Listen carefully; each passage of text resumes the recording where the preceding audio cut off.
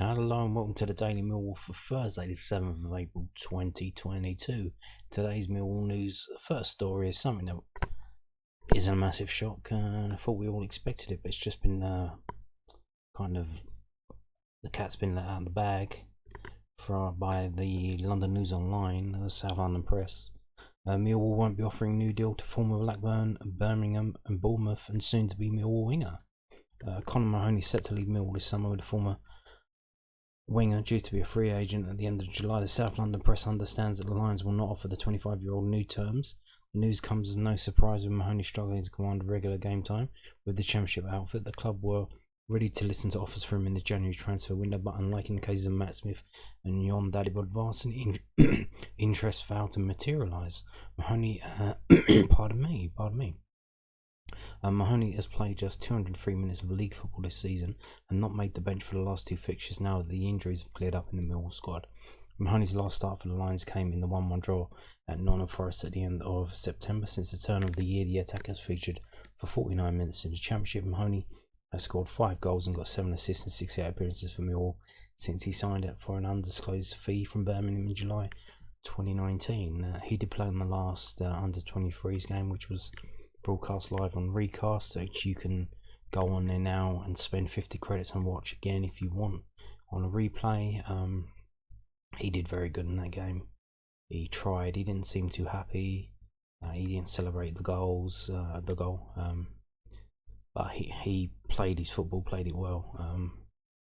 But yeah, and so we've got this coming now. Hopefully this helps him find a new club. I think you would think that this has been the story's been put out there to try and help him find a new club and to try and get the news out there, and help him find a new club. And good luck to him.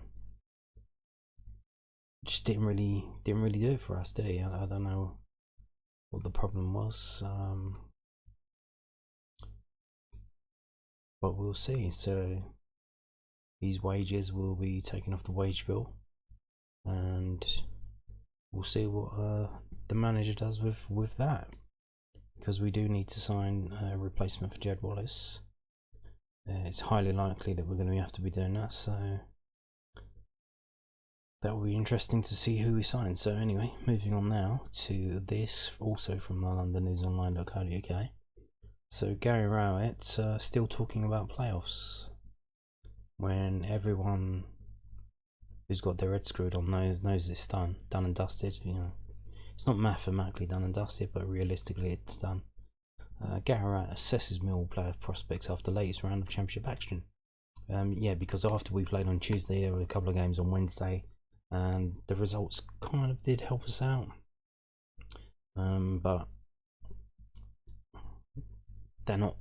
These teams above us are not all going to lose, and then we're probably not going to win all of our games. So it's not going to happen, is it? So Millwall manager Gary Rowett has given his take on the club's top 6 hopes after the latest round of midweek matches in the Championship. Nottingham Forest 2-0 win over Coventry on Wednesday night moved them up to 5th in the table. Middlesbrough dropping out of the playoff zone after a 1-0 home reverse to leaders of Fulham.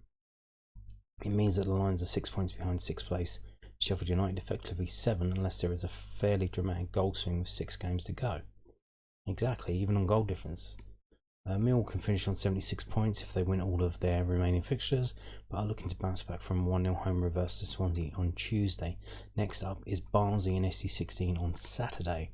I said after the game against Swansea that we'll get to the end of Wednesday night, and I didn't think it would change that much, said Rowett. There are a couple of those clubs that have not got away. Forest are always the ones with a little bit of momentum, and in games in hand, you can't stop them if they win those games. Good luck to them. We've had that opportunity in the last couple of weeks and not done that. If you go and win the game Saturday and the teams don't, then suddenly you're back in the mix. Our job is to win our games and see where it takes us. I said it 3 games ago, if other teams win their games, then realistically we're not going to be able to catch them. I don't think that's a disgrace, it's just the way it is. We have to go out there and do the business. On Tuesday we had more than enough chances to get something out of the game, but we didn't manage to do that. We'll have to be a little bit more clinical and take those chances on Saturday if we want to start winning games of football. So this is not what I wanted to hear. I don't know about you guys, but it's done and dusted. It's over. It's finished.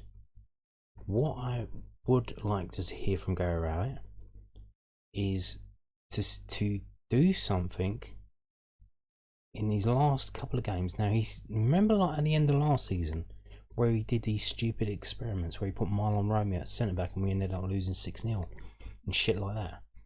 I want to see experiments involving us actually attacking more or in a different way or a different style, and to see how we can actually just not be a defending team. Could we try and play like Swansea played? Should we try and play tippy-tappy? Maybe do it for one game. Play that tippy-tappy shit football and maybe do it in an away game, because I don't think the Millwall fans would appreciate that. So maybe at Birmingham away, just fucking tap it around. Ding dong, ding dong. Fucking away you go. Fucking crack on. But just do that for one game and see if it works.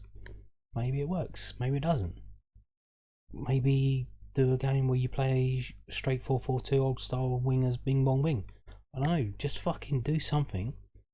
Take these last 6 games of the season and experiment in terms of changing the way that we play, not being so defensive, and trying to attack more in a better way. Maybe drop Scott Malone because he's not really doing it. He's not playing well. Put Mario Wallace there. Put Mario Wallace in Scott Malone's role and tell Mario Wallace to do what Scott Malone does. And see how he does it. Because he did it against... he did it in the League Cup game. Both of them. And he did it in the league as well. Do something like that. Do something like that.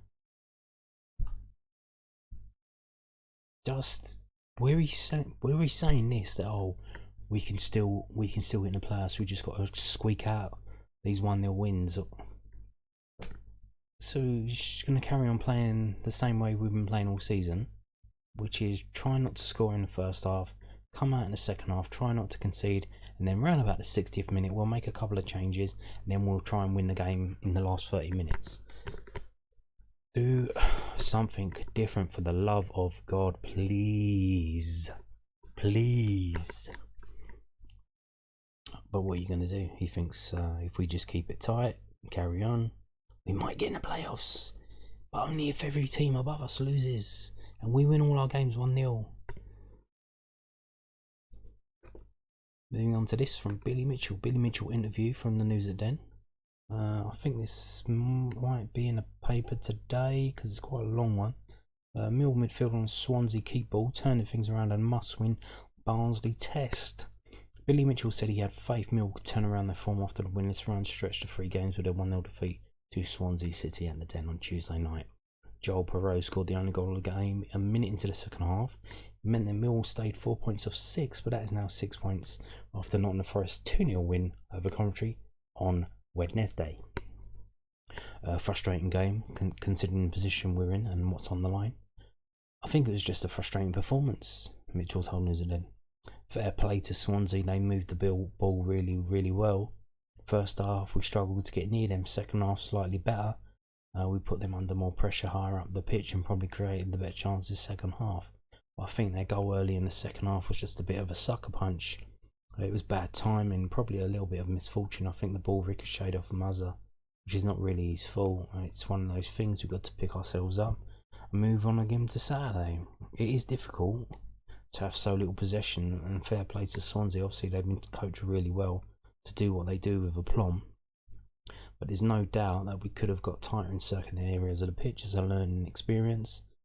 Every game brings its own challenges, and tonight we didn't quite match them. I think we probably had the better chances in the game, but Swansea have taken theirs and we haven't managed to convert ours. That's the difference. When we were having our really good run, we were taking our chances in set pieces, 1-0 here and there, whereas the last couple of games, things quite haven't gone our way. And we haven't got the rub of the green, but, you know, that's football. The Lions were already long shots for the playoffs, but realistically now need to win all their remaining games. Relegation threatened Barnsley visit the Den this Saturday. We definitely believe in our ability as a team, Mitchell said. Never a truer word has been spoken about taking one game at a time, particularly in the position we're in at the moment. Our last 3 results haven't been particularly great, but I've got faith in the squad that we can turn things around. The fixtures do fall in our favour in terms of the position in the league, so we've got to make the most of that. with the position Barnsley are in, they're obviously desperate. They're fighting for survival. They're going to need to probably bring the game to us. Perhaps that means we may be able to exploit them if they do get a little bit too open chasing the game. Likewise, I don't think we can think too far ahead. We've got to do our analysis on them and see what the manager puts to us tactics wise. Of course, you've got to look at the table, but you try not to look too far ahead. You've got to take one game at a time. We've got some very winnable games coming up, and that's what we'll be focusing on. That's for the final outcome towards the end of the season. We're not too fussed about that at the moment. So there you go. Billy Mitchell speaking there. Moving on now to this. This was from millfc.co.uk. So they've signed another deal. Mill agreed partnership with Match Worn Shirt. Your chance to own a piece of the history. Millwall Football Club has agreed a 3-year partnership with Match Worn Shirt, with 5 auctions per season of 18 Match Worn issued shirts. Supporters will be able to have the chance to own their own piece of history. Now they've done this a couple of times. I don't know if it was through Match Worn Shirt, but they did it a couple of times for charity and stuff. So it seems they're actually doing it for just to make some money, which is interesting. Of course, they're trying to get as much money as they can, various different routes, the recast thing and whatnot. So they're trying to make some money, and they're doing this to make some money. So 5 auctions per season, which would be interesting when they do it, what games they choose to do it from. And did the players get a say in that? Who owns the shirt? Do the players have a chance to get the shirt, their own shirt? Do they ever get to keep it? They have to pay for it, like cost, but do they get the chance themselves to have a free shirt, Match Worn Shirt of their own every now and then? Is that in their contract? Maybe they could add it personally to their contract. I don't know. But it seems 5 of their shirts will be taken off of them and sold to supporters. So, and I think the Jed Wallace one went for like 1,000, and I think all in all they raised about, I think it was like £5,000 all in all for all the shirts. So they're going to be doing that 5 times per season. So it's really not a lot of money, but every little helps. Every little helps. The opportunity to purchase shirts signed by the whole team will be available as well. Whilst the new feature Magic Moments will see individual shirts auctioned after key moments within the season. So it looks like the club is taking ownership of the players' shirts, which is kind of weird, because you like, say a player scores a hat-trick in a game, they kind of get the match ball. Well, they obviously got the shirt that they wore in the match, and they would probably want to keep that as well. Or maybe in a big game like the Crystal Palace FA Cup game. Well, that was a defeat, but like a one that we actually won, like the ones against Leicester, Aston Villa, maybe even like semi-final, or God bless if we got to the final again. So the players don't get their shirts, or the club just give them an extra shirt, but that's not the one they wore in the match. So will they change them at half time so to keep it real? I don't know, it's all very weird, isn't it? But kind of screwing over the players in terms of shirts, but I don't know how the players feel for that. Now, players, in terms, since COVID's come out, I know this is a thing that's done like at international level and whatnot, but swapping of the shirts, I haven't really seen that since COVID started, in terms of swapping shirts with the opposition. Are they not allowed to do that anymore? Maybe they're not. Maybe it's a health and safety thing. Maybe that's, but then you're selling it to the public, so I don't know. But and then if they will they go over it with a UV light or something to kill any germs or whatnots on it? But then will they clean it, and then that will remove the purpose? Surely you want a shirt with the grass stains on it. I don't know. The partnership will begin this Saturday. The squad's Match Worn Shirts from the Community Day fixture against Barnsley up for there. So they're not fucking messing around. They're going straight in. 2-footed. Saturday, this weekend Barnsley game. We are delighted to be partnering with Match Worn Shirt over the next 3 seasons, said Andrew said, head of partnerships and hospitality at the Den. The agreement will allow our supporters to own their own piece of authentic match-worn Millwall memorabilia.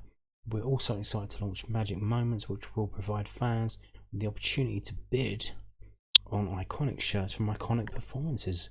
We are launching the partnership this weekend to support Millwall Community Trust, with proceeds going to some fantastic causes. Tijman Zondovic, I probably actually fucking murdered that, I don't know, he sounds Dutch. I have no idea how you pronounce that. Wick, Zonderwick, Tiltman Zonderwick, founder of Match One Shirt, added, "We are thrilled. We are thrilled to team up with Millwall Football Club, and we will see a lot of potential in this new partnership, mutually benefiting both organizations as well as the club's passionate global fan base for seasons to come." And then they got the link to the website there. So yeah, there you go. If you've got money to burn and you want to buy a shirt from Millwall, there you go. And then I don't know. Yeah, it's not really the biggest of games that we get on with Barnsley. Oh, I've got to get a shirt that that Benicophobe wore against Barnsley, where he missed that chance. Not really doing it, is it? I don't know. Or I've got to get the shirt that Jake Cooper wore when he conceded that own goal. Like,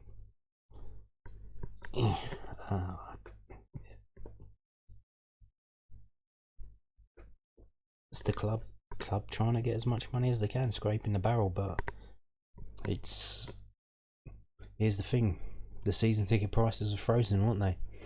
Huh? Think about that. So they need to make the money somehow. So this is how they're doing it. They're putting the shirts up, and whoever's daft enough to buy them will buy them. And in probably 10 years' time, they'll pull the shirt out of the loft or the attic, or whatever you call it, cellar. They got one, and look at the shirt and think, what the fuck's this? Oh yeah, I bought George Saville's shirt against Hull away 10 years ago, and then they'll think, oh okay, what am I gonna do with this? But that's how it goes. We're gonna finish with this story now. The Junior Lions Fun Zone is back, open from 1 to 2, so 1 complete hour. The Lions Centre, which is next to the club shop on Ballina Road, where you go near the Millwall Cafe, going that way. Millwall Junior Lions Fun Zone is back and better than ever. Located in the Lions Centre inside Millwall Community Trust between 1 and 2. Supporters from both Millwall and Barnsley camps can enjoy free fun. On offer this weekend will be a bouncy castle, arts and crafts, giant Jenga, giant Connect 4, giant noughts and crosses, fucking hell, a football area, table football, and much more. See you there. So there you have it. Get down there at 1 o'clock and you'll manage to get the whole hour out of it. And now it's Barnsley fans as well. Yeah, good idea. I think they did this before. They don't do it for every game, but I imagine Barnsley, they're probably going to bring about 200 fans. And probably going to be about 10 Barnsley kids in there, probably, maybe less than that, 5.